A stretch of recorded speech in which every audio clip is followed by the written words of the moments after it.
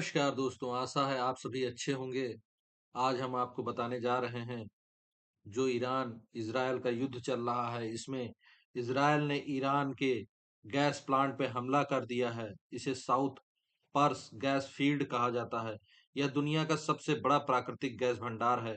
इसमें दो तरफ है, एक साउथ में है और उस पर ईरान का कब्जा है, दूसरी तरफ कतर का कब्जा है। ये काफी प्रचुर मात्रा में यहाँ से गैस निकलती है, आगे हम मैप में दिखाएंगे।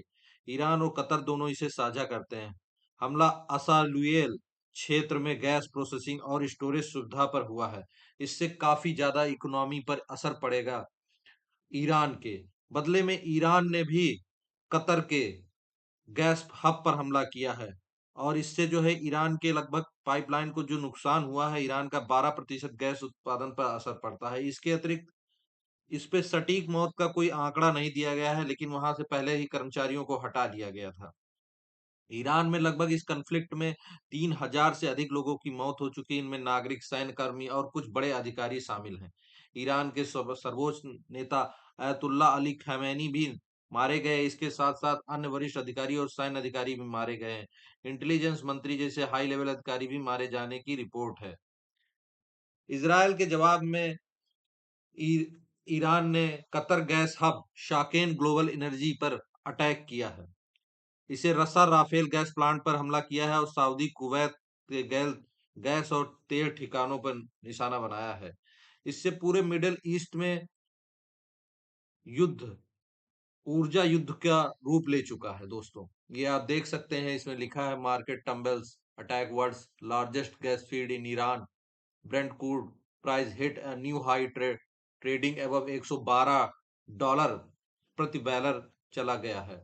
इससे काफी ज्यादा तेल और ऊर्जा संकट आप ये देख सकते हैं। कुवैत और ईरान, यहाँ इसके बीच में एक साइट है, उस पर अटैक किया गया है। अब ये हमला सिर्फ गैस प्लांट पे नहीं, ये हमला ईरान की अर्थव्यवस्था और ऊर्जा शक्ति पे था, जिससे उसकी खड़े होने की आर्थिक शक्ति खत्म हो जाए और युद्ध पूरी तरीके से रुक जाए। ये साउथ पार्स जो है ईरान का अर्थव्यवस्था, गैस का बहुत बड़ा इसे दिल कहा जाता है। प्लांट पर जो है, ये गैस प्लांट रहा है, इससे काफी ज्यादा इम्पैक्ट ईरान की अर्थव्यवस्था पे पड़ेगा दोस्तों। और जो इम्पैक्ट इस पे आएगा, ये हम आपके आगे विश्लेषण करके बताते हैं। इससे दोस्तों एलएनजी पाइप सर्ज होगा, सप्लाई चेन डिस्ट्रप्शन होगा, इन्फ्लेशन राइज होगा, global industries face higher cost. Gas plant किसी भी देश क्षेत्र की ऊर्जा आपूर्ति का केंद्र होता है दोस्तों। इस पे हमला होते ही गैस उत्पादन और वितरण बाधित हो जाता है, सप्लाई चेन टूट जाती है, आयात निर्यात संतुलन बिगड़ जाता है। इसका सीधा असर गैस की कीमतों पर पड़ता है, कीमतें उछलती है और शांत समुद्र में अचानक सुनामी आ गई हो, इस तरीके की स्थितियां पैदा हो जाती हैं दोस्तों। इससे वैश्विक कीमत पे भी असर आएगा। पूरे यूरोप, एशिया, अमेरिका जैसे बड़े उपभोक्ता क्षेत्र तुरंत प्रभावित होंगे। एलएनजी जो new liquid liquefied natural gas की कीमतें अचानक बढ़ जाएंगी और बिजली उत्पादन भी महंगा हो जाएगा। उद्योगों की लागत बढ़ जाएगी। उदाहरण के तौर पर उर्वरक, स्टील और केमिकल उद्योगों में लागत बढ़ने से महंगाई का दबाव बढ़ेगा। उर्वरक में जो अमोनिया निकलती है, वो इस क्षेत्र से निकाली जाती है। इसके जो मॉलिक्यूल्स होते हैं, और वो मॉलिक्यूल्स अब पूरी तरीके से बंद हो जाएंगे। इससे उर्वरक पर भी असर पड़ेगा, यूरिया पे पड़ेगा। इससे खेती पर बहुत बड़ा इम्पैक्ट आएगा दोस्तों। और आप जानते हैं, इस मिडिल ईस्ट टेंशन से और भी बहुत सारे जो महंगाई है, इससे पूरे विश्व पे असर पड़ रहा है। एनर्जी को एक वेपन की तरह इस्तेमाल किया जा रहा है। शेयर बाजार में ऊर्जा कंपनियों के स्टॉक में अस्थिरता आएगी। निवेशक डर और उससे पूंजी का पलायन और बीमा कंपनियों पर भारी दबाव आएगा, जिससे अनिश्चितता बहुत ज्यादा बढ़ जाएगी दोस्तों।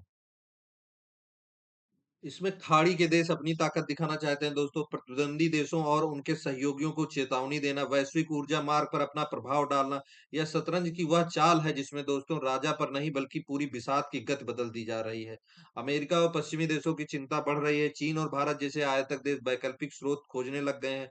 रूस और अन्य गैस निर्यातकों को फायदा हो सकता है दोस्तों। ऊर्जा का खेल अब सिर्फ व्यापार नहीं बल्कि कूटनीति का सबसे धारदार औजार बन चुका है दोस्तों। कतर से निकलने वाली एलएनजी का बहुत बड़ा हिस्सा समुद्री रास्तों से आता है, खासकर हॉर्मुज स्ट्रेट से। यह इलाका पहले ही संवेदनशील बना हुआ है, जहाजों की सुरक्षा लगातार बढ़ जाती है, बीमा प्रीमियम बढ़ता है, आपूर्ति में देर होती है, यानी गैस टैंकर अब जहाज नहीं बल्कि चलता फिरता जोखिम बन गए हैं। इससे दोस्तों मनोवैज्ञानिक दबाव भी पड़ता है। निवेशकों में डर होता है, उपभोक्ताओं में असुरक्षा और सरकारों पर भी दबाव। यह हमला एक संदेश है कि ऊर्जा इंफ्रास्ट्रक्चर अब पूरी तरह सुरक्षित नहीं है। इसके अतिरिक्त लेबर पर भी इम्पैक्ट आता है। माइग्रेंट वर्कर एट रिस्क होते हैं। हमले के बाद सबसे बड़ा खतरा उन्हीं लोगों पर होता है। प्लांट में काम करते हैं, मेंटेनेंस ऑपरेशन संभालते हैं, निर्माण और मरम्मत में लगे हैं। इनके लिए जान का खतरा बढ़ जाता है। काम का माहौल असुरक्षित हो जाता है। प्रवासी श्रमिकों पर भी बहुत बड़ा असर आता है दोस्तों। कतर में बड़ी संख्या में दक्षिण एशियाई श्रमिक काम करते हैं। भारत, नेपाल, बांग्लादेश, पाकिस्तान से आए लोग, ये लोग अपने परिवारों की आर्थिक रीढ़ होते हैं दोस्तों। इसके बाद नौकरी की अस्थिरता बढ़ती है, घर भेजे जाने वाली जो रकम होती है उससे प्रभावित होती है। भारत में बहुत बड़ा एक रकम खाड़ी देशों से आती है, क्योंकि वहां पर हमारे नागरिक काम, इससे देश की अर्थव्यवस्था पर भी असर पड़ेगा। परिवारों की आर्थिक स्थिति डगमगाती है। रोजगार और अवसर अस्थायी रूप से काम रुक सकता है। नए सुरक्षा नियमों के कारण भर्ती धीमी हो सकती है, लेकिन पुनर्निर्माण के दौरान नए अवसर भी पैदा होंगे दोस्तों। यह एक विरोधाभास, जहां विनाश के बाद निर्माण की मांग बढ़ती है। मानसिक और सामाजिक प्रभाव, श्रमिकों में डर और तनाव बढ़ता है। इसके कारण घर परिवारों में भी चिंता बढ़ती है और सामाजिक स्थिरता। ऊर्जा संकट का यह मानवीय पहलू अक्सर आंकड़ों के शोर में दब जाता है, लेकिन इसके असर सबसे गहरा होता है दोस्तों। इसके अतिरिक्त आप देखेंगे कि भारत की जो डिपेंड 50% गैस इंपोर्ट करता है भारत अपने उसका, इसमें 40% एलएनजी होती है, liquid natural natural gas Qatar से आता है। यानी हर 10 यूनिट गैस में से लगभग 4 यूनिट सीधे हम कतर पर निर्भर हैं। और 2025 में भारत ने लगभग 27 मिलियन टन एलएनजी आयात किया, जिसमें बड़ा हिस्सा कतर से था। कुल एलएनजी का लगभग 60 से 70% वेस्ट एशिया खाड़ी देश से आता है। मतलब साफ है, भारत की गैस सप्लाई की नाड़ी खाड़ी से होकर गुजरती है और कतर उसका दिल है। कतर पे हमले का सीधा असर भारत पे पड़ेगा। सप्लाई शॉक हो जाएगी, गैस की कमी होगी। कतर से रास लफान जैसे गैस हब पर जो हमला किया गया है, इससे एलएनजी बाधित हो जाएगी। जहाजों की आवाजाही प्रभावित होगी, भारत को मिलने वाले गैस कम होगी। रिपोर्ट के मुताबिक भारत को पीएनजी, पैप्ड गैस लाइन और उद्योगों के लिए गैस सप्लाई की कमी का खतरा बराबर बना हुआ है। और यह सिर्फ संकट उद्योगों तक सीमित नहीं, एलपीजी सिलेंडर की कीमतें बढ़ सकती है, गैस उपभोक्ता कम हो सकते हैं, ब्लैक मार्केट और स्टॉकिंग भी बढ़ जाएगी इससे दोस्तों। देश में हैवी रिलायंस है मिडिल ईस्ट पर हमारा, आप देख ही रहे हैं। एलपीजी की खपत में 17% तक गिरावट देखी गई है इस समय। कई जगहों पर गैस की कमी के कारण रोजमर्रा की जिंदगी प्रभावित हो रही है। आप देख रहे हैं बॉम्बे में बहुत सारे होटल भी बंद हो रहे हैं। इसका कारण एलपीजी है। गैस की कमी का सबसे बड़ा असर उद्योगों पे पड़ता है। उर्वरक, जो मैंने आपको बताया, फर्टिलाइजर, उर्वरक का मुख्य कच्चा माल गैस है। इससे निकलने वाले मॉलिक्यूल्स अब हमारी ऊर्जा भी बहुत ही ज्यादा, जो उर्वरक है, बहुत महंगी हो जाएंगी। सप्लाई कम होगा, उत्पादन कम होगा, खाद महंगी होगी।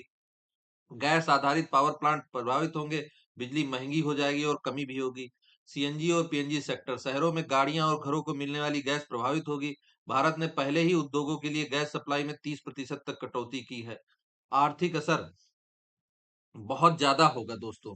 महंगाई बहुत ही अधिक बढ़ जाएगी हमारे देश में, जिसके कारण बहुत सारी समस्याएं और लोगों के लिए खड़ी हो जाएंगी। उर्वरक महंगे होंगे, खाद्य पदार्थ महंगे होंगे, ट्रांसपोर्ट, हर चीज महंगी होगी।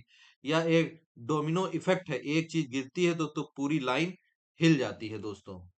इससे जो है काफी ज्यादा आप व्यापार घाटा भी बढ़ेगा। महंगी एलएनजी खरीदनी पड़ेगी, डॉलर में भुगतान होगा और रुपए पे दबाव पड़ेगा। भारत पहले ही अरबों डॉलर का ऊर्जा आयात करता रहा है, यह बोझ और बढ़ेगा। शेयर बाजार पर भी असर आएगा। गैस आधारित कंपनियों के शेयर गिरते हैं, उर्वरक कंपनियों पे दबाव में होगा।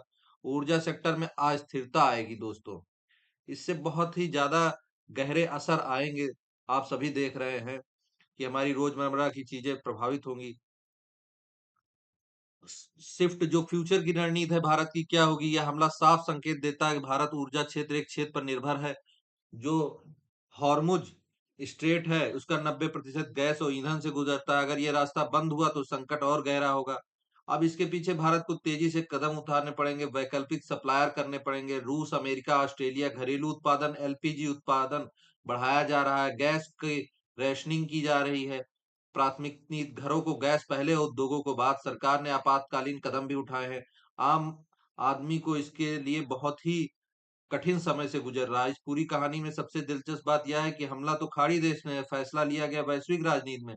असर पड़ा भारत के आम आदमी पर, यह ग्लोबल से लोकल असर का सबसे सटीक उदाहरण है। भविष्य क्या सुरक्षित होगा, भारत कर पाएगा? भारत को अपने नवीकरणीय ऊर्जा की तरफ जाना पड़ेगा, लंबी अवधि का समाधान ढूंढना पड़ेगा, गैस सप्लाई को डाइवर्सिफिकेशन करना होगा, एक देश पे निर्भरता कम करनी पड़ेगी, रणनीतिक भंडार भारत को बढ़ाना पड़ेगा, जिससे संकट के समय भारत इसका उपयोग कर सके। और अब आप जानते हैं कि जो ये हमला हुआ है, इसका असर बहुत ही गंभीर पड़ने वाला है। कतर पर हमला सिर्फ एक घटना नहीं, भारत के लिए एक वेकअप कॉल भी है। ये आने वाला समय आप देख रहे हैं हाइब्रिड युद्ध का है। भविष्य में साइबर प्लस आर्थिक प्लस सैन्य हमले होंगे और सब एक साथ होंगे। गैस प्लांट जैसे लक्ष्य कमजोर नस बनेंगे। ऊर्जा शक्ति और मानवता की एक त्रिकोण कहानी के रूप में इसे किया जाएगा। गैस के कतर हब पर हमला केवल एक भौतिक ढांचे पर वार नहीं, बल्कि 3 स्तरों पर असर डालता है। आर्थिक स्तर पर वैश्विक बाजार में उथल-पुथल होगी, रणनीतिक स्तर पर सख्त संतुलन में बदलाव होगा, मानवीय स्तर पर श्रमिकों और परिवारों पर गहरा प्रभाव पड़ेगा। यह घटना हमें यह समझाती है कि आधुनिक दुनिया में ऊर्जा सिर्फ संसाधन नहीं, बल्कि शक्ति, राजनीति और अस्तित्व का केंद्र है। जहां पाइपलाइन में गैस बहती है, वहीं उसके साथ बहती है उम्मीद, रोजगार और वैश्विक स्थिरता। जब इन पाइपलाइनों पर दोस्त हमला होगा, तो यह सिर्फ आग और धुएं की कहानी नहीं होगी दोस्तों। यह उन लाखों लोगों की कहानी होती है जिनकी जिंदगी इनसे जुड़ी होती है। आने वाले समय में जो देश ऊर्जा सुरक्षा, रणनीति, समझ और मानव कल्याण के बीच संतुलन बना पाएगा, वही इस दुनिया में असली विजेता होंगे। बाकी सब इस ऊर्जा शतरंज की बिसात पे मोहरे बन करके दोस्तों रह जाएंगे। कतर के जो गैस प्लांट की जो लपटें आसमान में छू रही हैं, वे भारत के भविष्य को ही नहीं रोशन कर रही हैं, ये चेतावनी दे रही हैं। अब फैसला भारत को करना, निर्भरता में रहना है या आत्मनिर्भरता की ओर बढ़ना है। अब हमें इस तरीके से देखना पड़ेगा कि आने वाले समय में किस प्रकार से हम अपनी ऊर्जा जरूरतों को आत्मनिर्भर बन सके और वैकल्पिक स्रोत खोज सकें। दोस्तों, ऐसी ही रोचक और अच्छी विस्तृत जानकारी जानने के लिए हमारे चैनल को लाइक करें, सब्सक्राइब करें। धन्यवाद दोस्तों।